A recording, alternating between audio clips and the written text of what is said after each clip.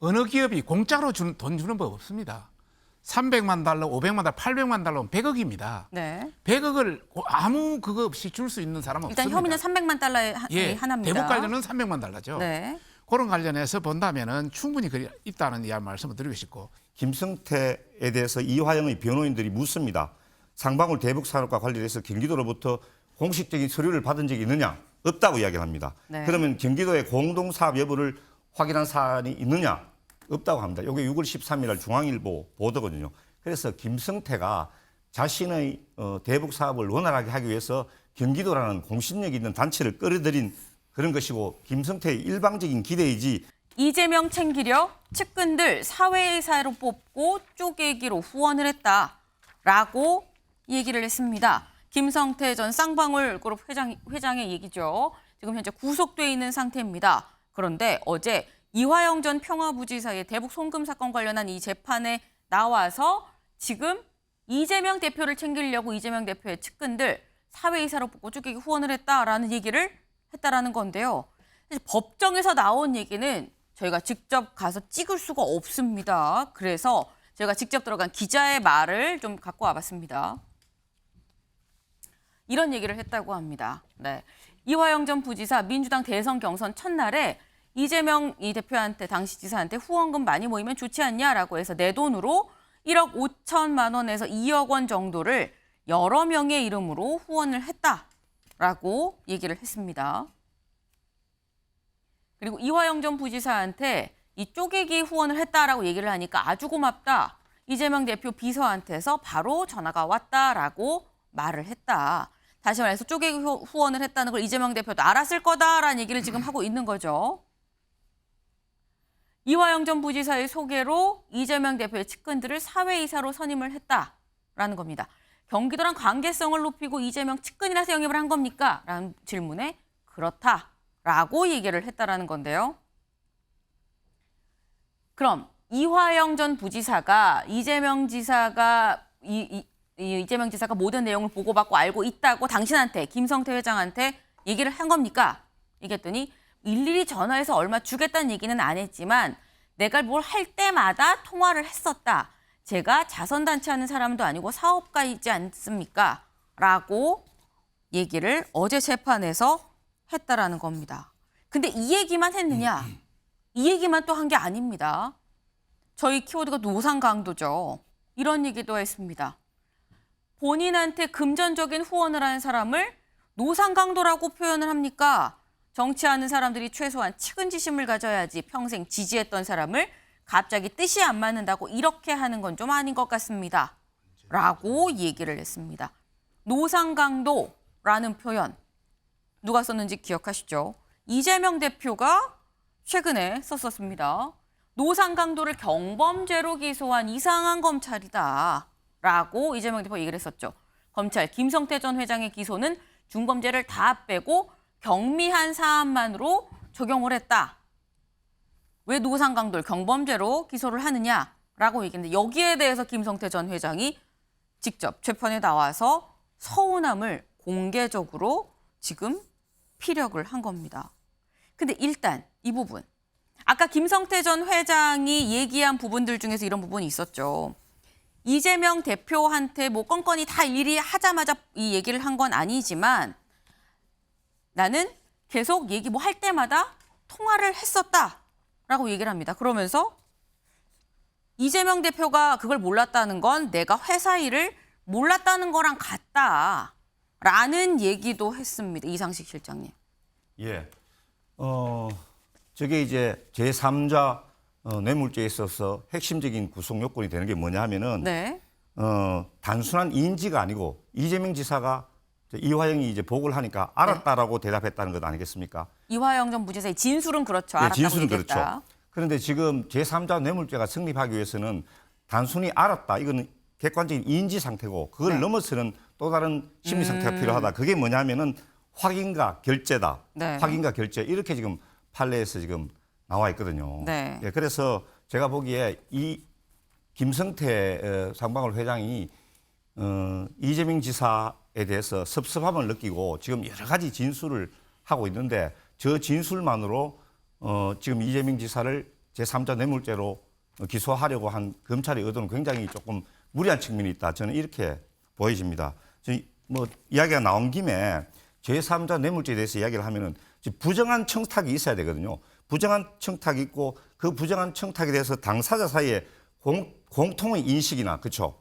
이게 부정한 청탁을 받고 제3자에게 뇌물을 주게 하거나 요구할 때 성립한다고 했는데 이게 뭐냐 하면은 당사자 사이에 공통된 인식, 내가 뇌물을 주는데 자기도 인식하고 있고 상대방도 인식을 하고 있어야 되는데 김성태에 대해서 이화영의 변호인들이 묻습니다.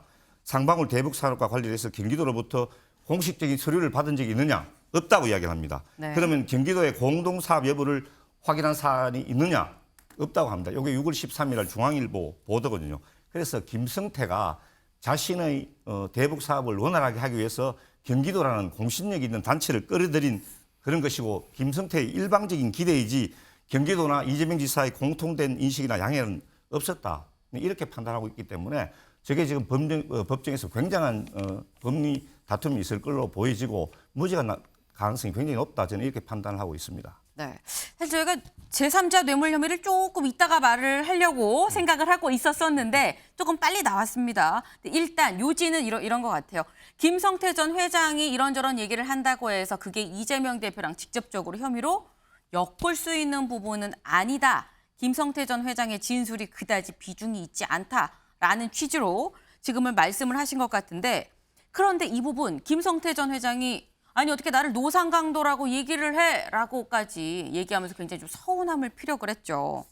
그런데 김성태 전 회장이 처음에 외국에 있다가 국내로 입국할 때 했었던 얘기 혹시 기억나십니까? 그때 나는 이재명 대표와 관계가 없다라고 얘기를 했었거든요. 그때 모습 같이 보고 오시죠. 전화도 한 적 없으세요? 이재명 씨는 전화는 한번 적이 없는데요. 전화는 한번 하신 적 있지 않으세요? 없습니다. 전화 없고요. 전화보다 말보다 못하고. 네. 이재명 대표 측이랑은 뭐 연락 주고받은 건 없으신 건가요? 없습니다. 이재명 대표는 전혀 모르십니까? 연락한 적도 없고요. 측근들도요? 전혀 모릅니다. 전혀 모른다고 말씀하신 건가요? 예. 내가 인연이라면 이거 내이 사입은 거. 저는 김성태라는 분 얼굴도 본 일이 없거든요. 아 여기 누가 그 쓰셨네. 내복 사입은지. 네. 일단 처음에는 김성태 전 회장도 이재명 대표도 둘 다 서로 모른다라고 얘기를 했었습니다. 그런데 아니 어떻게 나한테 노상강도라고 얘기를 할 수 있어? 내가 쪼개기 후원도 했는데 라는 입장으로 지금 바뀌었죠. 결국 이 근거는 박성중 의원님. 네네. 약간 배신감, 서운함이 좀 같이 묻어나는 그런 얘기입니다. 일단 나로 노상강도라고 얘기를 할 수 있어라고 얘기를 했다는 부분. 근데 배신감을 느낀다는 건 기존에 나는 친밀하다고 생각을 했으니까 배신감을 느끼는 건데 그렇다고 하면 이 배신감은 김성태 전 회장의 짝사랑에서 기인을 한 거냐? 네. 상호 좋아했었던 사이인 거냐? 어떻게 보십니까? 저는 충분히 오랫동안 네. 상호 좋아했고 또 뭐 후원금도 많이 했고 또 어느 기업이 공짜로 돈 주는 법 없습니다. 300만 달러, 500만 달러, 800만 달러는 100억입니다. 네. 100억을 아무 그거 없이 줄 수 있는 사람은 일단 없습니다. 혐의는 300만 달러의 하나입니다. 대북 관련은 300만 달러죠. 네. 그런 관련해서 본다면은 충분히 있다는 말씀을 드리고 싶고 당초에 김성태 전 회장은 나는 이재명 대표와 관계없다. 그런 입장을 계속 유지했습니다. 그런데 여러 가지 정황, 증거, 물증 이런 걸 보다 보니까 그다음에는 보고했다. 이화영 지사를 통해서 보고했다는 입장을 유지했지 않습니까? 네. 그러고 나서 또 조금 있다 흔들렸습니다. 그리고 지금은 다시 보고했다는 입장을 유지하고 있다고 저희는 듣고 있거든요. 그런 관점은 아마 여러 가지 어떤 이런 서운함 또 여러 가지 물증 이런 게 관계되지 않았나 생각을 하고 있고요. 자기가 이게 한다 안 한다 해서 빠질 수가 없는 겁니다. 또 다른 한편에는 이화영 부지사의 그 진술이 굉장히 중요하거든요. 이화영 부지사도 보고했다는 그런 입장을 지금 겸지하고 있는 것으로 알고 있습니다. 네. 그런 관점이고 그 외에도 여러 핵심 관계자의 진술들이 또 있습니다. 그리고 물증 이 여러 가지 어떤 금융 거래소라든지 이런 물증도 있고 또 저 국정원의 압수수색 관련 그 관계 자료들도 있고 이런 걸 본다면은 제3자 뇌물죄는 어쩔 수 없이 불가피한 그런 검찰의 어떤 여러 관계 물증 자료 이게 의해서 어떤 확증을 가지고 있기 때문에 그렇게 판단한 것 아니냐 저는 그렇게 보고 있습니다. 네, 김병욱 의원님. 예. 지금 짝사랑이 아니다. 서로 상호간에 알고 좋아했었던 거 아니냐라는 말씀을 하셨거든요. 진술이 김성태 하나만이겠냐라는 얘기 어떻게 보십니까? 글쎄요. 이재명 대표와 김성태 관계는 저 잘 모르겠습니다. 물론 이화영 부지사와의 네. 김성태 관계는 좀 시간이 있으면서 경과되면서 나름대로 여러 가지 교류가 있었던 걸로 확인이 되는데 네. 아직 뭐 언론 보도만 갖고는 봐서는 잘 모르겠다는 말씀을 드리고요. 이화영 전 부지사의 진술에 대해서 여러 가지 얘기가 나오고 있는데 대한민국 공판 중심적으로 재판을 합니다. 다시 말해서 검찰에서 진술을 했든 네. 어디서 무슨 얘기를 했든 결국 재판정에 나와서 직접 어떤 얘기를 하느냐 그게 증거 능력을 가장 높게 쳐주는 거거든요. 그런 면에서는 아직은 이 문제를 갖고 단언하기에는 상당히 여러 난제들이 있다 이런 말씀을 드리고 사실 제3자 뇌물죄가 성립이 되려면 돈을 받은 북한이 돈을 받았냐는 확인을 해야 됩니다. 네. 그래야 되는데 그런 것들이 과연 지금 확인이 되고 있는지 이런 그래서 이재명 대표를 둘러싼 죄명이 주로 배임죄, 제3자 뇌물죄 이런 거 아니겠습니까? 배임죄가 우리나라에서 고법이나 대법 가서 가장 무죄 판결이 많이 나는 죄입니다. 그만큼 검찰에서는 욕심을 내고 기소를 하지만 실제 고법 대법 올라가서 증거 능력을 따지면 상당히 어려운 그런 죄명이고 제3자 뇌물죄도 비슷한 그런 부분의 죄입니다. 그래서 이 유죄를 밝힐 책임은 이제 검찰에 있는 거죠. 근데 지금까지 나온 거로 봐서는 이렇게 딱 떨어지지는 그런 검찰의 설명은 좀 부족하다. 네, 그런 말씀을 좀 드리고요. 아까 후원금 말씀 나오던데 사실 여러분도 아시다시피 이재명 대표는 당 경선이든 본선이든 후원금을 가장 빨리 천 사람입니다. 다 아시잖아요. 뭐 3시간 만에 후원금 꽉 찼다. 뭐 그런 기사들이 많이 났잖아요. 그때도 나왔었죠. 예. 그래서 이게 다 무슨 얘기인지 모르겠어요. 어차피 뭐 후원금 계좌 열리면 금방 채워지는데 쪼개기 후원금을 냈다는 것은 본인이 이제 뭐 어떻게 해서 하는 건지는 모르겠지만 짝사랑일 것이다. 이재명 대표 입장에서는 아무 필요 없는 거죠. 어차피 차지는 후원금 계좌인데 네. 굳이 저는 지금 이화영 부지사가 부탁을 했다는 건가요? 뭐 그래서 저는 저거는 글쎄 뭐 무슨 의미인지 모르겠고 별로 큰 의미가 없지 않느냐. 네. 그런 생각입니다. 예. 큰 의미가 없는 얘기들이다라고 말씀을 하시면서 이화영 전 부지사와 이재명 대표는 뭐 오랜 관계가 있을 수 있는데 잘 모르겠다 김성태는 그 말씀을 하셨어요. 사실 이 얘기가 이화영 전 평화부지사의 재판에 나와서 한 얘기입니다. 그래서 지금 이화영 전 평화부지사 그러고 보니까 그때 변호사를 선임한다 안 한다 그랬었는데 그럼 변호사는 선임을 했나? 라는 생각 들지 않으시나요? 어제 재판 결국 혼자 나왔습니다. 네. 여기 좀 보겠습니다.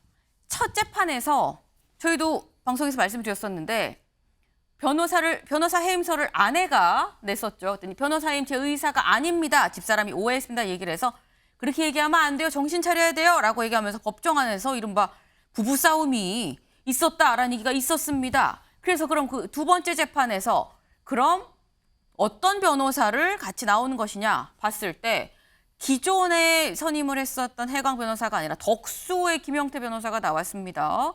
그래서 덕수의 변호인단이 나와서 이전 부지사 이거는 검찰에 얘기한 거 이재명 대표한테 다 보고하고 알았다고 얘기한 건 다 허위 자백이다라고 얘기를 하고 또 한참 내 의사가 아니다라고 얘기를 또 돌연 사임서를 던지고 끝났죠. 그리고 어제였습니다. 대체 누구랑 어떤 변호사랑 나오느냐 했는데 홀로 재판에 출석을 했다라는 겁니다. 이 기존의 해광 변호인단이 사임을 했기 때문에 혼자 나왔다는 건데 왜 사임을 한 것이냐 그러면 이화영 전 부지사는 해광 변호인단과 같이 가겠다고 했는데 왜 사임을 한 것이냐? 해광 측 입장 있죠. 네. 해광 측에서는 뭐라고 얘기를 했느냐? 네.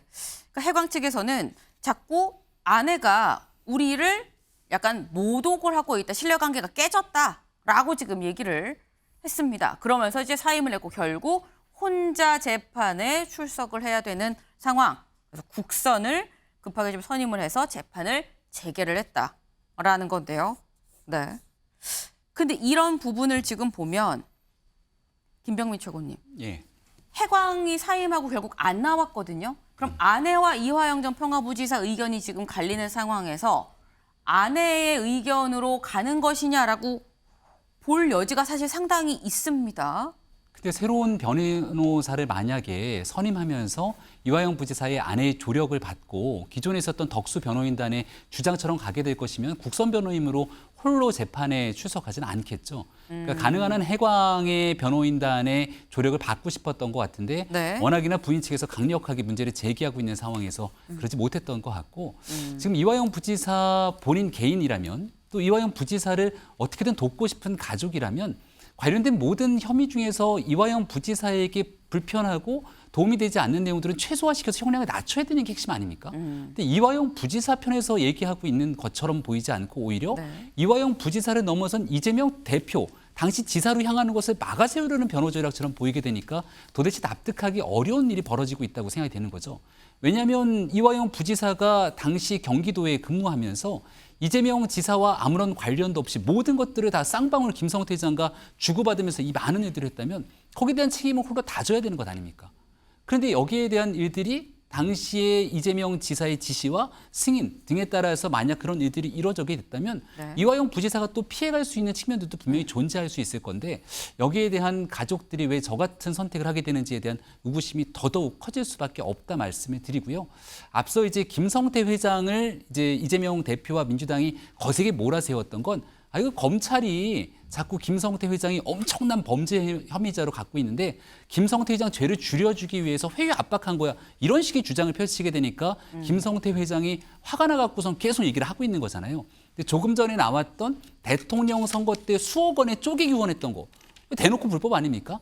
한 사람당 500만 원까지 후원할 수 있는 부분들을. 그래서 이런 내용들도 하나하나 수사 조사가 들어갈 수 있는 범주만 더 넓힌 것 같고 여기에 어제 나왔던 내용 중에 중요한 거 하나가 지난 정부에서 이재명 대표 방북하는데 승인을 안 해준다. 네. 그러니까 북한으로부터 초청장, 초대를 좀 해줄 수 있게 해달라는 얘기가 진짜냐 물어보니까 김성태 회장이 맞다 이렇게 얘기를 했거든요. 네. 당시 문재인 정부에 있었던 상황들 점검해보면 다 나올 것 아닙니까? 진짜 이재명 지사가 방북을 하려 했는데 정부에서 그걸 승인해주지 않았고 그래서 우회 경로를 찾기 위해서 북한에다가 자꾸 노력을 했던 부분들이 있고 거기에 쌍방울을 통해서 그 방북 비용에 대한 대납을 했다면 제3자 뇌물죄로 심각한 상황에 이르기 때문에 마지막 남은 퍼즐 고리는 중간에 핵심적인 역할을 했던 이화영 부지사의 입이 어디를 향할 거냐만 남아있다고 봅니다.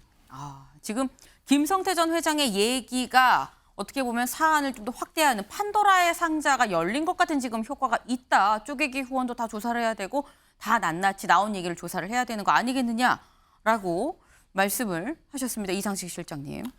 예, 지금 계속 이제 김성태 또는 이제 이화영 전 부지사의 입에 뭐 모든 것이 마치 이재명 지사의 모든 것이 달려 있는 것처럼 저렇게 이야기를 하고 있는데 일단 이제 이화영 부지사의 진술이 뭐 왔다 갔다 한다는 이런 이제 네. 판단을 외부에서는 하고 있는 것 같습니다. 부인께서도 지금 이화영 부지사가 검찰의 압박, 엄청난 압박 또는 이제 김성태를 통한 압박.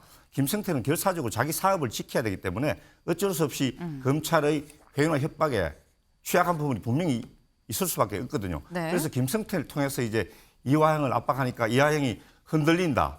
이렇게 생각을 하시고 부인께서 이제 그것을 이제 격려하거나 또는 응원하고 하기 위해서 이화영 부지사를 응원하기 위해서 지금 뭐 여러 가지 이제 어떤 변호인을 바꾼다든지 하는 이런 문제가 발생하는 것으로 저는 기본적으로 이렇게 생각하고 있습니다. 네. 의견이 엇갈릴 수 있는 부분은 저게 부부간이 떨어져 있으니까 지금 결정적인 이유는 이화영 지사가 지금 구속 만기가 지났는데도 석방이 안 되고 계속 안에 수감되어 있음으로 해서 방어권이 보장이 안 된다는 것이죠. 그래서 그런 문제가 있고 검찰에서는 지금 어떻게 해서든지 간에 이화영 부지사를 올가매려고 하고 있기 때문에 뭐 저런 문제가 발생한다고 생각하고 저는 이화영 지사가 어떤 경우에도 뭐 검찰의 회유나 협박 또는 외부 정치 세력의 뭐 어떤 여러 가지 거기에 흔들리지 않고 자신만의 진실을 말했으면 좋겠다 이런 말씀 드리겠습니다.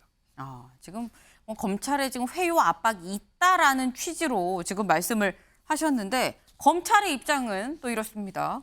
검찰은 뭐라고 얘기를 했느냐? 지금 계속해서 세 번째 재판까지 사실상 공전 아닌 공전이 지금 됐죠.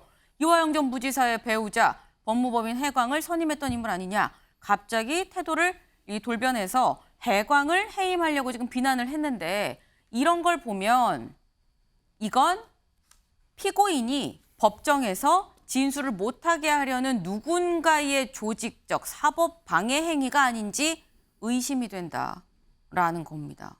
네, 박성중 의원님. 네네. 누군가의 조직적 사법 방해 행위. 누굴 얘기하는 걸까요? 이재명과 그 측근들이라고 저는 보고 있습니다. 네. 앞에서 이야기했듯이 이 문제가 이화영의 어떤 변호사 관련 문제가 발생하게 된 것이 이화영 부지사가 보고를 했다는 그 진술 이후부터 왕창 발생하기 시작했습니다. 그래서 저는 그 이재명과 그 측근들이 적극적으로 그 배우자에 대해서 압박과 해유 이런 걸 했기 때문에 개입을 했다. 그리고 어느 재판에서 가장 잘 아는 사람은 피의자입니다. 피의자가 자기 하는 행동을 전부 다 알고 있기 때문에 더 잘 아는데 그 배우자가 나서서 변호사를 함부로 바꾸고 이런 사례는 없습니다. 근데 또 한편으로 보면은 예. 이렇게 해서 뭐 변호사를 바꾸고 뭐 누구를 해임하고 다시 선임을 하고 이런 부분들을 통해서 할 수 있는 건 공판 뭐 한두 회 정도는 또 지연은 가능하지만 궁극적으로 입을 막을 수 없는 행동인데 그럼 만약에 그 말씀이 맞다고 하면 왜 그렇게까지 지연을 하는 것인지 왜 이유가 뭐라고 보세요? 가능한 궁극적으로 계속 이것을 지연해서 계속 지연할 것이다. 지연해가지고 상당히 끝날 때까지 지연하면은 전반적으로 이재명을 해서 나쁘지 않다 이런 판단을 한 것 같고요. 또 다른 아까 뭐 이야기한 것 중에 북한에 돈이 전달된 것도 알 수가 없다 그러는데 그거는 금융거래 계좌를 해보면 어느 데가 있는데 충분히 알 수 있고요. 네. 또 당헌권 보장이 안 된다는데 수십 차례, 백 차례도 넘게 여러 면회가 이루어지고 있기 때문에 충분히 의사소통은 되고 있다. 그런 관점에서 저는 이 사안은 재판 지연, 고의적인 사법의 어떤 사법 방해 이게 더 이상 이하도 아니다 이렇게 말씀드리고 싶습니다. 사실 이 재판이 계속 관심을 끌었던 이유가 이화영 전 평화부지사가 이재명 대표한테 다 보고하고 알았다라고 얘기했다는 검찰 진술, 그 진술을 재판에 나와서도 할 것이냐였었는데 아직 그 진술이 재판에서는 나오지 않았습니다. 재판에선 나오지 않았는데 다음 기사를 좀 볼까요? 검찰 이재명 대북송금 피의자 전환 혐의는 제3자 뇌물 혐의입니다. 아까 잠깐 설명이 나왔었죠. 제3자 뇌물 혐의 뭐냐. 공무원이 직무에 관해서 부정한 청탁을 받고 제3자한테 뇌물을 주게 하거나 요구할 때 성립. 다시 말해서 쌍방울의 청탁을 이재명 대표가 받고 제3자 북한한테 돈을 보내게끔 했다라는 혐의로 지금 피의자로 전환을 했다라는 겁니다. 네. 근데 지금 이러한 검찰의 제3자 이 뇌물 혐의 피의자 전환에 대해서 이재명 대표 이렇게 얘기를 했거든요. 들어보고 오시죠. 황당한 얘기죠. 어떤 점에서 좀 황당하다고 혹시 이전 부지사가 검찰 회유와 압박을 받아서 그렇게 진술했다고 보시는 건가요? 만약에 영장 청구되면은 정당한 영장 청구라고 볼까요? 그게 말이 되는 소리겠어요. 네, 이재명 대표는 황당한 소리다라고 얘기를 했는데 김병욱 의원님. 네. 일단 재판에서 듣고 이화영 전 부지사 얘기를 듣고 검찰이 피의자 전환할 줄 알았는데 그냥 바로 피의자 전환했거든요. 더는 기다리지 않겠다라는 걸까? 어떻게 보십니까? 그 이화영 부지사가 이재명한테 보고했다라는 진술이 나오고 나서 네. 며칠 뒤에 이화영 부지사 자필로 된 글이 나왔지 않습니까? 네. 예, 나는 보고하지 않았다. 그래서 아직은 이 진실 공방이 저도 모르겠습니다. 네. 그래서 이제 법정에서 어떻게 진술하느냐 그게 이제 핵심인데 우리가 생각해 보면 자필로 쓴 글이 더 신뢰가 있지 않을까. 검찰발 우리가 듣는 것보다는 말 그대로 자필이잖아요. 자필로 썼는데 며칠 뒤에 법정 가서 그걸 부인하기는 또 쉽지 않을 거라는 생각을 해요. 그리고 이제 어찌됐든 재판부가 그러면 변호사 없이 해서는 안 된다 그래서 국선 변호사를 선임해서 재판을 진행했지 않습니까? 네. 그래서 이것을 조직적 사법방해라고 해석하는 거는 저는 아니라고 보고요. 어차피 재판이 한 주, 두 주 딜레이 되는 건데 네. 그것을 갖고 조직적 사법방해라는 논리로 이렇게 압박하는 거는 그 옳지 않다고 보고요. 어찌됐든 피고인 입장에서는 자기를 잘 변호해 줄 수 있는 변호사를 선임할 권리가 있는 거고 네. 재판을 하다 보면 변호사를 바꾸는 경우도 많이 있습니다. 일상적으로 그렇게 다 허용이 돼 있는 피고인의 권리인데 네. 그게 1, 2주 진행됐다 해서 조직적 사법방해라고 이렇게 하는 거는 아직은 좀 너무 이 탄압을 위한 약간 그 정치적 용어가 아닌가 싶은 생각이 듭니다.